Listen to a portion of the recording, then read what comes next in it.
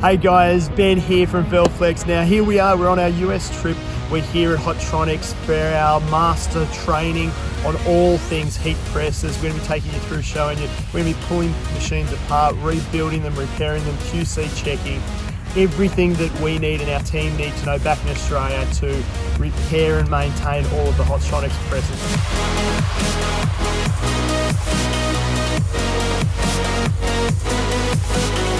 So here we are, we're in the QC department. We're actually calibrating the Hotronix 360 IQs, which are the cap presses, which you guys are all so familiar with. The guys are being taught right now to properly calibrate and use the right tools and the right method to actually calibrate the top and bottom buttons, doing final QC and check over before they get boxed off and sent. Here's our day 2 at the Hotronix plant, where we're learning all the tips and tricks and the right ways to make sure that we can service the presses and give you guys the best value and keep your machines up and running.